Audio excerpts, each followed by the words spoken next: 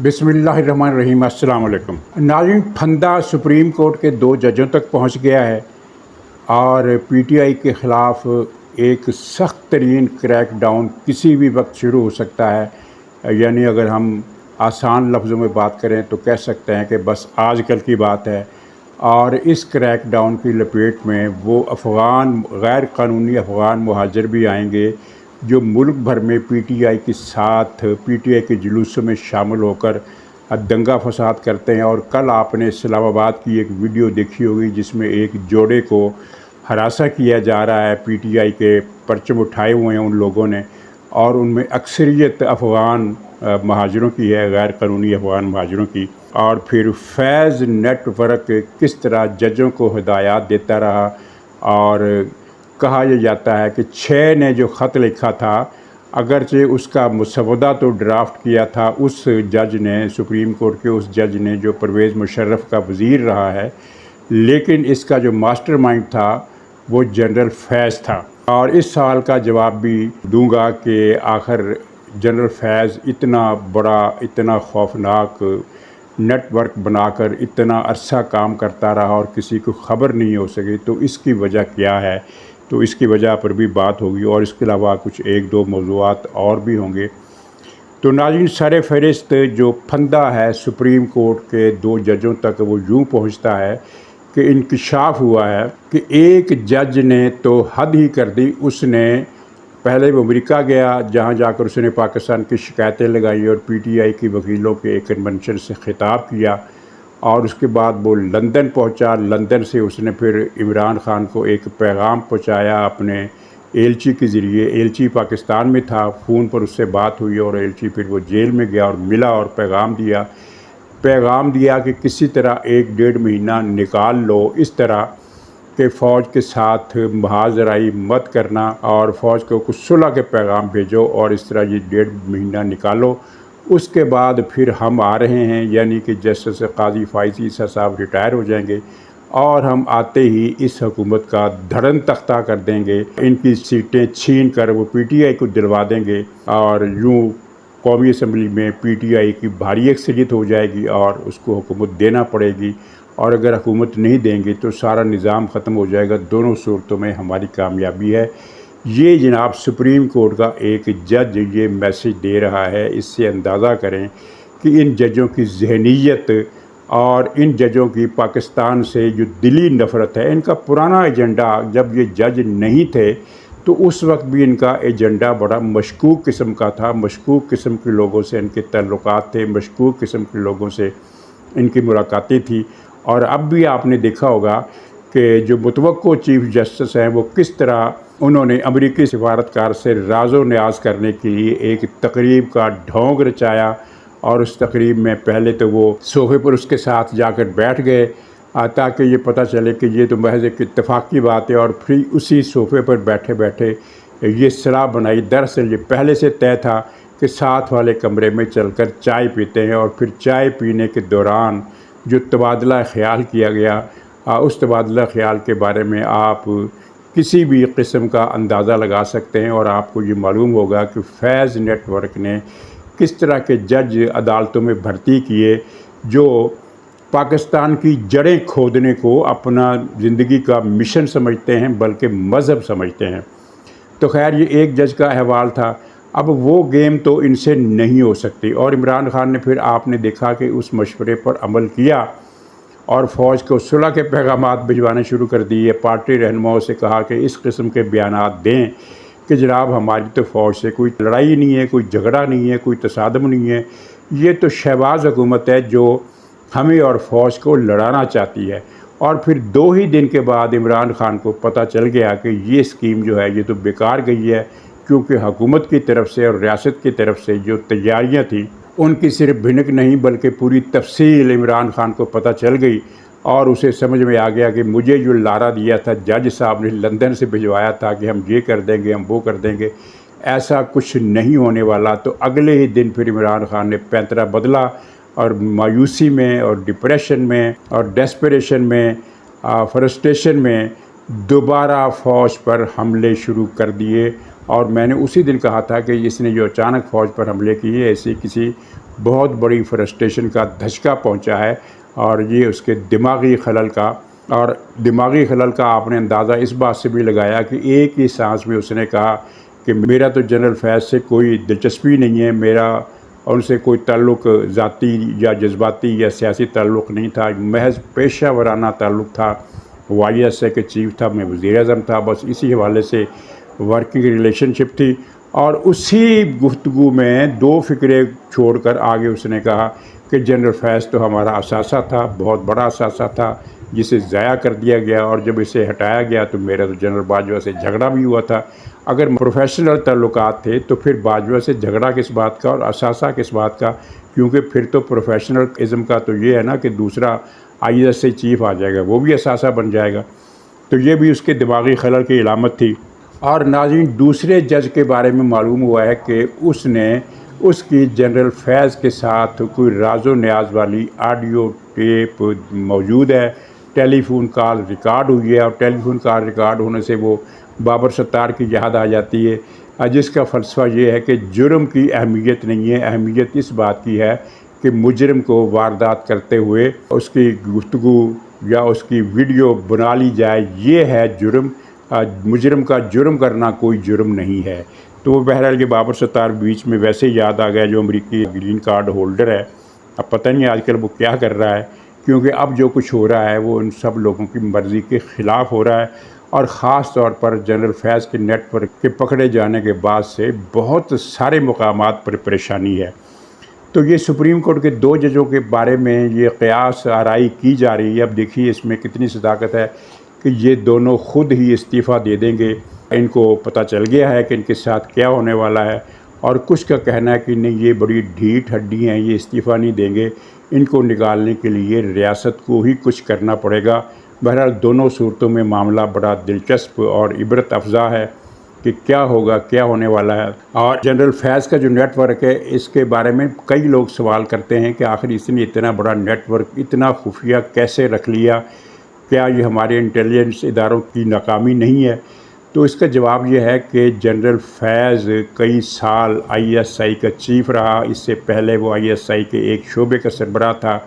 اس کی پروفیشنل زندگی کا جو آخری دور تھا وہ سارا انٹیلیجنس ورک پر مبنی تھا، اور اس میں اس نے بڑی مہارت حاصل کی تھی، اور اس سے پتہ تھا کہ اگر میں کوئی نیٹ ورک بناؤں گا تو اسے خفیہ رکھنے کے طریقے کیا ہیں۔ اس سے بہتر کون جان سکتا تھا کہ خفیہ نیٹ ورک کس طرح بنایا جاتا ہے اور کس طرح لوگوں کی نظروں میں آنے سے بچا جا سکتا ہے۔ اسے ان تمام مقامات اور رخنوں کا علم تھا جو ایسے کسی خفیہ نیٹ ورک کی بے نقابی کے لیے مددگار ثابت ہو سکتے تھے۔ اس نے وہ تمام رخنے بند کر کے اپنی پوری پروفیشنل سکل جو تھی، جو اس کی ایکسپرٹیز تھی، اس کو استعمال کیا اور کامیابی سے استعمال کیا۔ اس میں اچنبھے کی کوئی بات نہیں۔ یہ نیٹ ورک پکڑا کیسے گیا؟ زیادہ تر کہانی تو یہی چل رہی ہے نا کہ یہ جو ٹاپ سٹی ہاؤسنگ سوسائٹی والا مسئلہ تھا، اس پر جب ہاتھ ڈالا گیا، سپریم کورٹ کے حکم پر انکوائری کی گئی، تو کئی باتیں اور بھی کھلتی چلی گئی، اور اس طرح معاملہ وہاں تک جا پہنچا۔ یہ بات صحیح ہے، لیکن یہ پورا سچ نہیں ہے۔ پورا سچ یہ ہے کہ ایک کرامت ہوئی، ایک میراکل ہوا، ایک معجزہ ہوا کہ جنرل فیض کا نیٹ ورک بے نقاب ہوا۔ کہا یہ جاتا ہے، جو کہانی مجھ تک پہنچی ہے وہ یہ ہے کہ کسی نے اداروں کو مخبری کی کہ یہ جو رؤف حسن ہے اس کی سرگرمیاں مشکوک ہے۔ اداروں کو پتہ تھا کہ اس کی سرگرمیاں مشکوک ہیں، اور وہ نظر انداز کر رہے تھے کہ چلو کوئی نہیں، امریکی سفیر سے مل لیا تو کیا بات، اس کا وہ شاہ محمود قریشی بھی تو ملا تھا، کئی اور بھی ملے تھے۔ لیکن اس آدمی نے اطلاع دی کہ اس کی سرگرمیاں مشکوک ہے، اس کا اگر آپ موبائل فون پکڑ لیں، برآمد کر لیں تو اس میں سے کئی معلومات نکل سکتی ہیں۔ اچھا، جس شخص نے شکایت کی اس کا جو مقصد تھا وہ صرف یہی تھا کہ رؤف حسن کو مشکوک سرگرمیوں سے روکا جائے، یہ رؤف حسن پکڑائی میں آ جائے۔ یہ اندازہ اس کو بھی نہیں تھا، اور شاید رؤف حسن کو گرفتار کرنے والی ٹیم کو بھی یہ اندازہ نہیں تھا کہ وہ کتنی بڑے خزانے کے تالے پر ہاتھ ڈال رہے ہیں۔ جب رؤف حسن کو پکڑا گیا تو، اور اس کے ساتھ یہ ایک لڑکی کو بھی پکڑا گیا جو بڑی گالم گلوچ اور گندی زبان والے پوسٹیں کرتی تھی، تو دونوں سے بہت کچھ معلومات نکلی. دونوں نے کسی تشدد کا سامنا کیے بغیر، یعنی اندر جاتے ہی انہوں نے سب کچھ اگلنا شروع کر دیا، اور جو کچھ اگلا وہ اندازوں سے زیادہ تھا، ان کی توقع سے زیادہ تھا. اور وہاں سے پھر بات جو نکلی ہے تو پھر یعنی وہ جس طرح وہ ہوتا ہے نا، ایک چین ریئیکشن ہوتا ہے کسی کا، کہ ایک کے بعد دوسرا واقعہ، اس دوسرے واقعے کے نتیجے میں تیسرا واقعہ، تیسرے واقعے کے نتیجے میں چوتھا واقعہ. یا جس طرح وہ ایک بچے کھیل کھیلتے ہیں کہ 100 نقطے ہوتے ہیں جن کو ترتیب سے ملانا ہوتا ہے. 1 نمبر کہاں پر ہوتا ہے، 2 نمبر کسی اور جگہ ہوتا ہے، 3 نمبر کسی اور جگہ ہوتا ہے.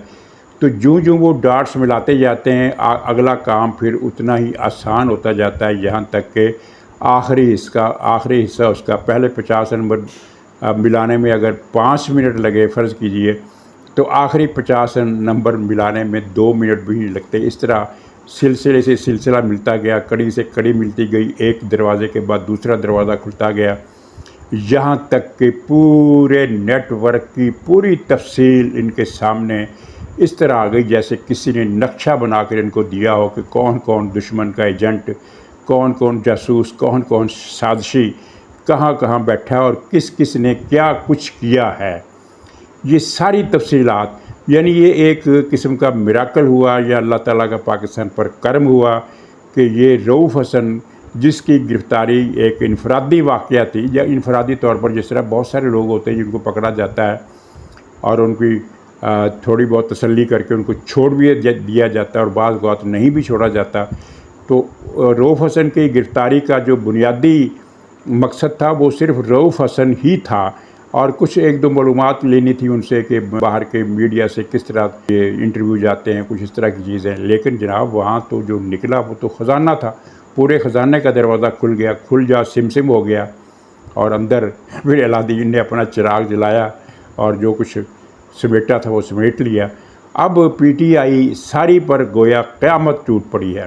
تو ناظرین، یہ تو اس سوال کا جواب تھا کہ آخر جنرل فیض نے اتنا نیٹ ورک کامیابی سے کیسے چھپائے رکھا، اور پھر یہ کہ اس کے پکڑے جانے کی پوری کہانی. یہ دونوں باتیں میں نے آپ کو بتا دی.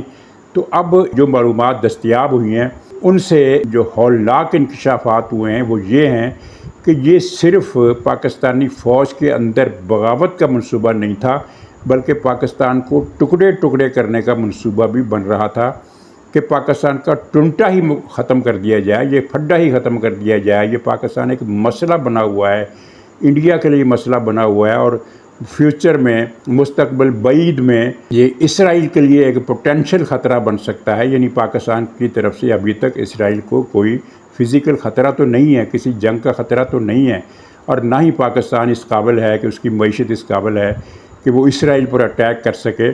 لیکن وہاں جو سوچ ہے نا وہ ہماری سوچ کی طرح نہیں ہے. وہاں یہ سوچ ہے کہ 10 برس بعد، 15 برس بعد، 20 برس بعد اگر پاکستان معاشی طور پر اپنے پاؤں پر کھڑا ہو گیا اور یہاں کچھ ایسے لوگ آ گئے جو ایڈونچرس قسم کے لوگ ہوں، جو ایڈونچر کرنا چاہتے ہوں، یعنی ایک قسم کا یوں کہہ لیجئے کہ انقلابی قسم کے، اور اسلامی کاز کے لیے وہ بنیاد پرست کہہ لیں، ملیٹنٹ کہہ لیں، ان کے یہ اندیشے ہیں، ان کے اندیشے میں اپنی طرف سے بات نہیں کر رہا.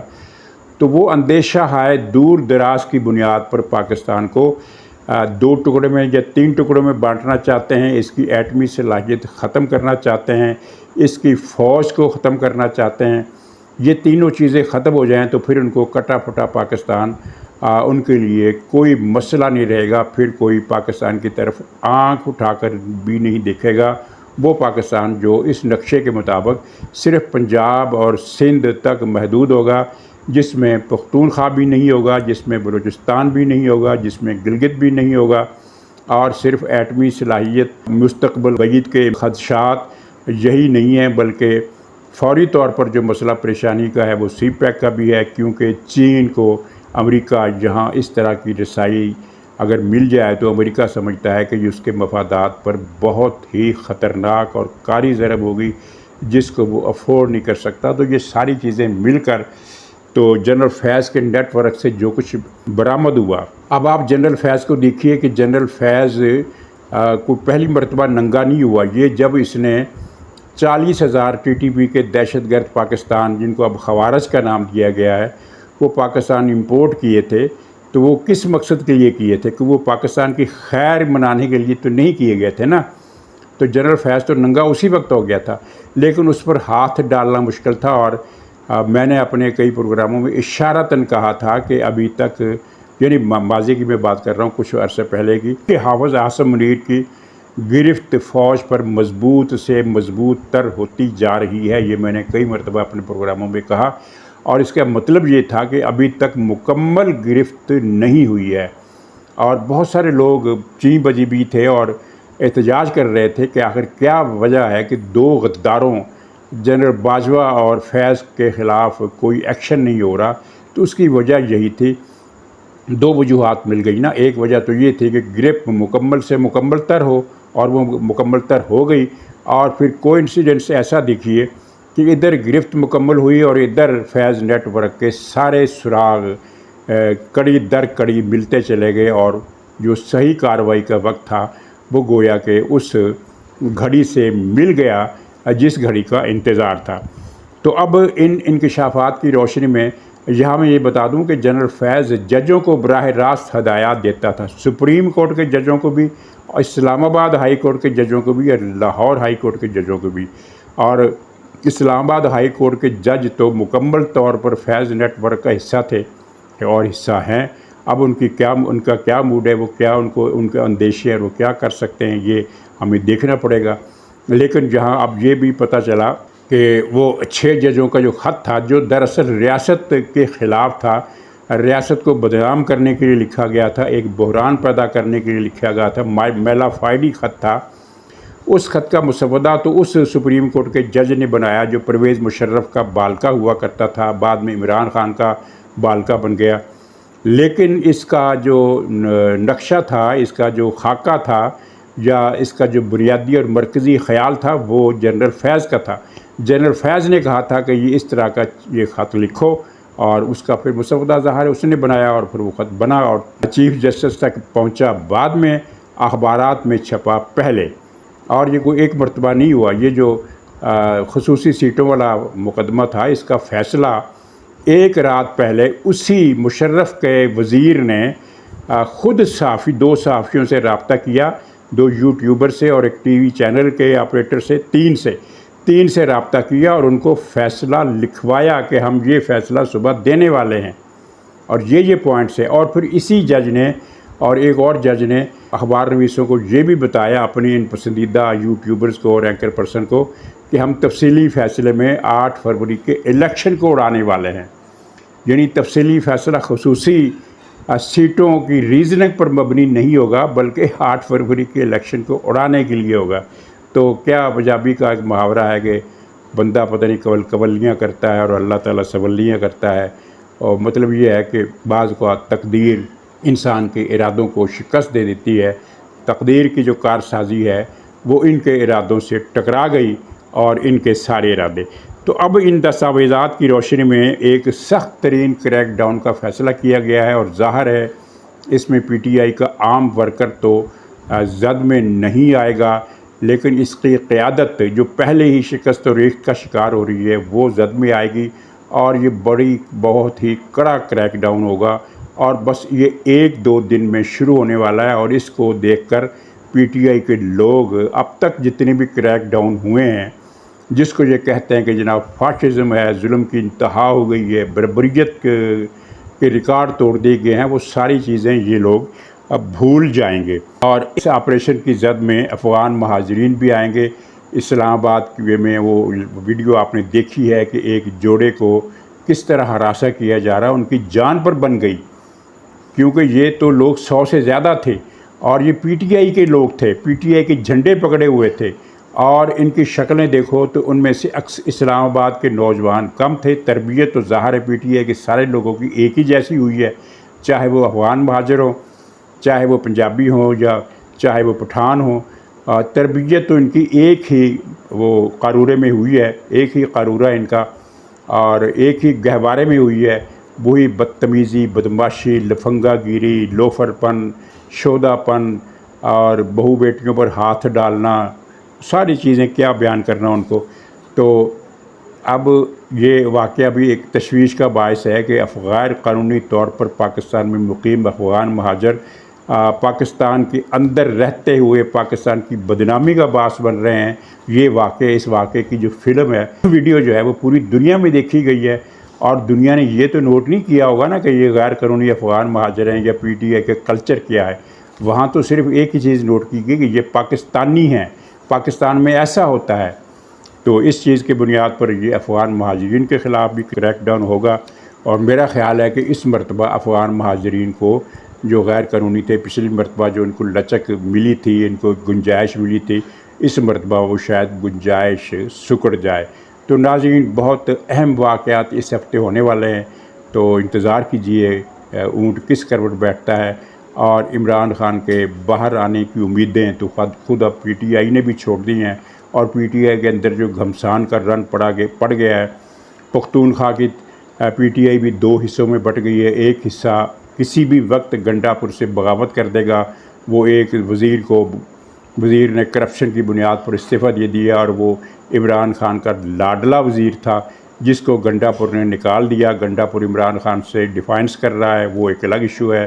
پنجاب میں 2-3 دھڑے بن گئے ہیں، پنجاب میں الگ جوتیوں میں دال بٹ رہی ہے. تو اللہ تعالیٰ پاکستان کے دشمنوں کو اس طرح ذلیل کر رہا ہے. تو ناظرین، اجازت دیجیے، انشاءاللہ اگلے ولاگ میں پھر ملاقات ہوگی. تب تک کے لیے خدا حافظ.